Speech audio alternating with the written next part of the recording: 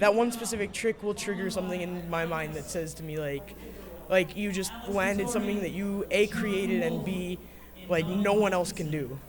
Especially something like that where it's like it's so complex and like it's not something you that I can imagine anyone else having come up with. Trick's called Rainbow.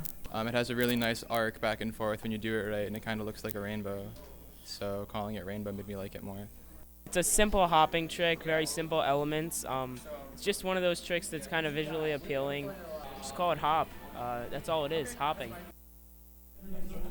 Hi, I'm doing the trick and called the crane. I named it the crane because it sort of looks like a crane. It has like the wings and the tails and the head of a crane.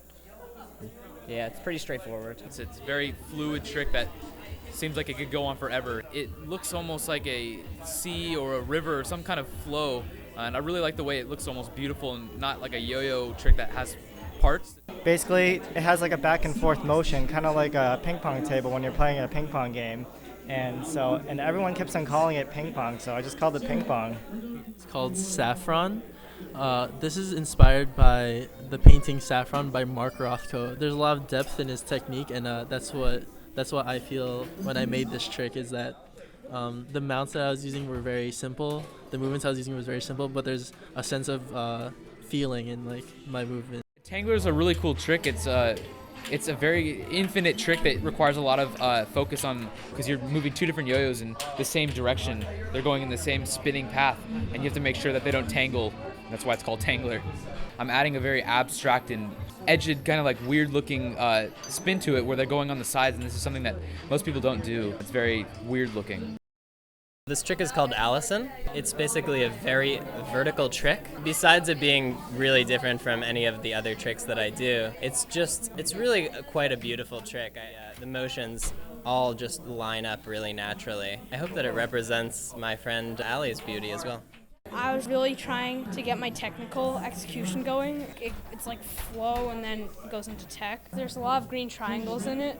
Well, there's like a big green triangle, then it goes to another one, and then you hop off finally. I remember he won EYYC, and I saw all of his slack tricks, and he did this one where he like double tapped it with his hands and it formed into an Eiffel Tower. So that just got me inspired on the trick.